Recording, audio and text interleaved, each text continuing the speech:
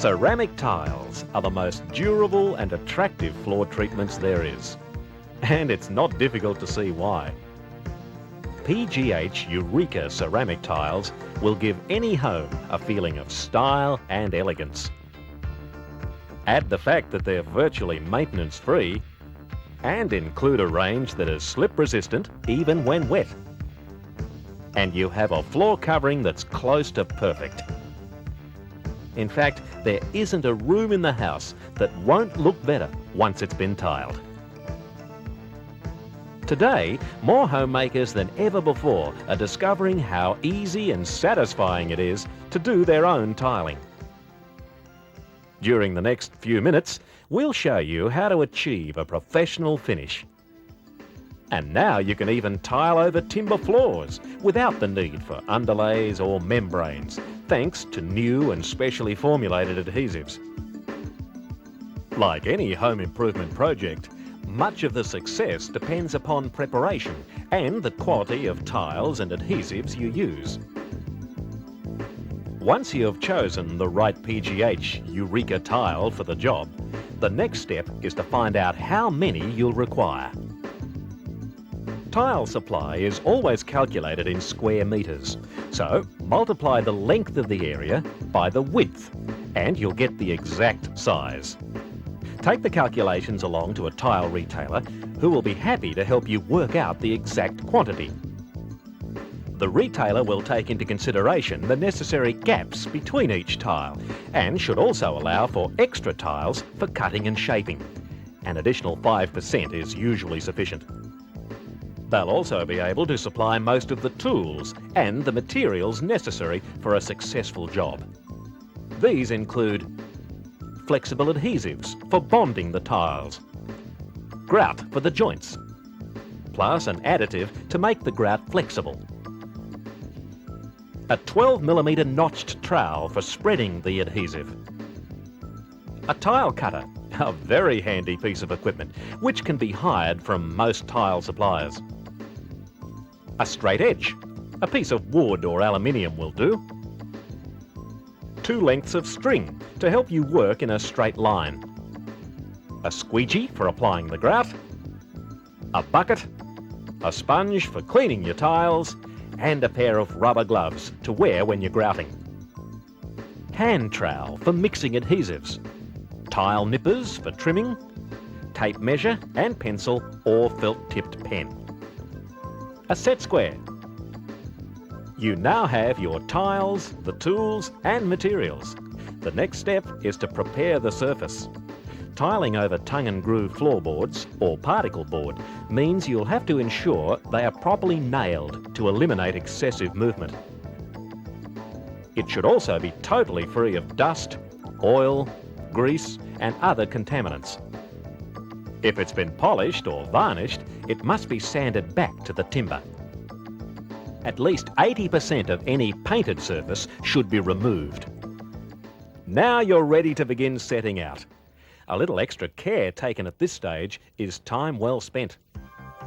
It's preferable to see a sweep of full tiles as you enter and leave a room, so cut tiles should be used in the least seen areas. To achieve this, you'll need to find the 2 focal or visible points within the room you are tiling. Using your set square and straight edge, find a true 90-degree angle. This will establish your starting point. Place a full tile in the corner, and with your set square against it, determine if the wall is plumb. If it is, there should be no need to cut tiles. The wall immediately facing is the other focal point. So, draw a line along the straight edge. Place a tile on the line, where it meets the wall. And, using the straight edge and set square, draw a second line perpendicular with the first. It's the point where these 2 lines intersect that you begin tiling.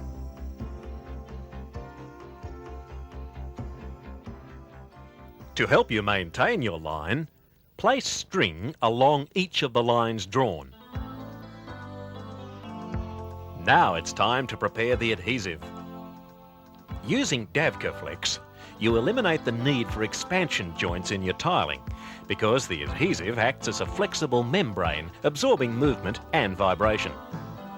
It's important, however, to read the manufacturer's directions and follow them very carefully. First, pour the special Davcoflex liquid into a clean bucket and sprinkle in the powder, mixing continuously to achieve a toothpaste-like consistency. You can use a mechanical mixer if you prefer. When the adhesive is mixed, allow it to stand for 10 minutes, then give it a final stir. You're ready to begin laying your tiles, remembering that the mix will remain workable for about 3 hours. Using the 12mm notched trowel, spread the adhesive on the floor. The pencil or pen lines should be visible through the adhesive and act as secondary guidelines. There should be sufficient to create a strong bond between tile and floor. If it's too thick, you'll risk creating an uneven surface overall. Too little will fail to properly support the tile and poor adhesion will result. Spread the adhesive over the surface, covering about 1 square metre at a time. Now, take your first tile and lay it down, then press it into position, ensuring it makes full contact with the adhesive.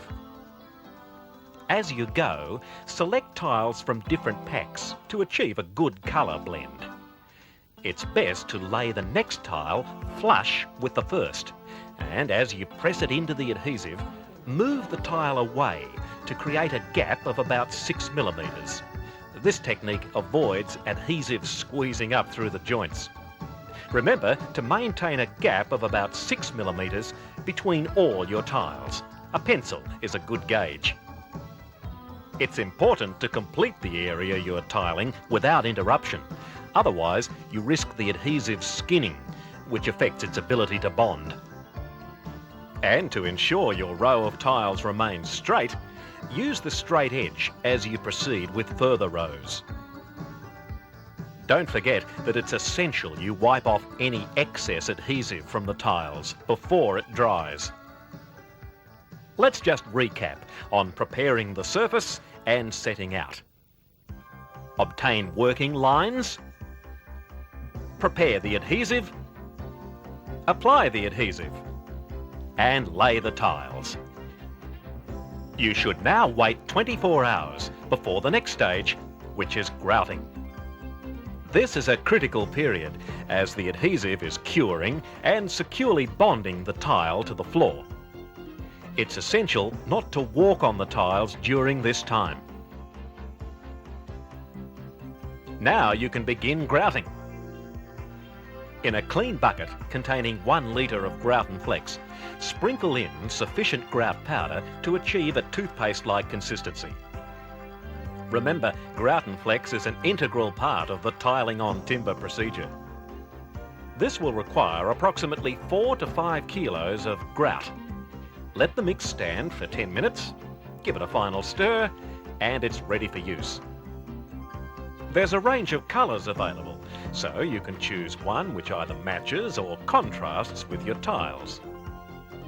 With the squeegee, spread the grout liberally over the surface and into the gaps between the tiles. Work the grout well into the tile joints, pressing firmly without applying excessive pressure. You must remove excess grout before it begins to dry. Fill the bucket with water, wet your sponge, and gently wipe over the surface. Repeat this operation several times, rinsing out the sponge frequently and changing the water. Wait a further 24 hours before walking on the tiles and commencing the final stage. Now let's go over those last steps again. After laying tiles, wait 24 hours before commencing to grout. Use the squeegee to apply the grout. And once it begins to firm, remove surplus grout from the tile surface. You can now leave the grout to dry for a further 24 hours. To finish off, give the tiles a final wash.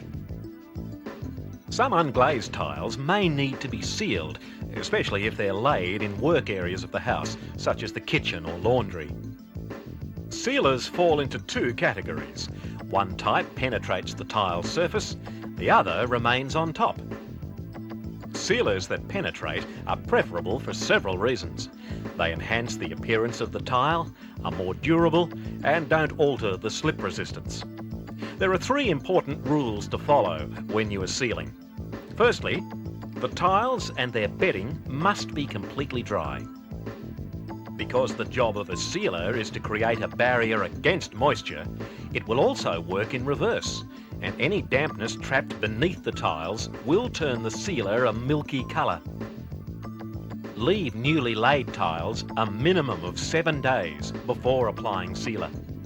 Secondly, ensure all traces of the grouting have been removed and the tiles are completely clean. Thirdly, it's a good idea to test the sealer on a small and unobtrusive area to avoid any problems. Because PGH Eureka unglazed tiles are not highly absorbent, a thinner application or even fewer coats of sealer are necessary. Well, now you're entitled to stand back and admire your work. You can look forward to years of satisfaction and enjoyment from your PGH Eureka tiles. All they'll ever need to keep them looking as good as the day you laid them is sponging. PGH Eureka Tiles is Australia's leading ceramic tile manufacturer, with tiles made from the finest Australian clays and manufactured using the latest technology to ensure quality and performance. Ask your tile retailer about PGH Eureka Tiles. They're the best the earth can offer.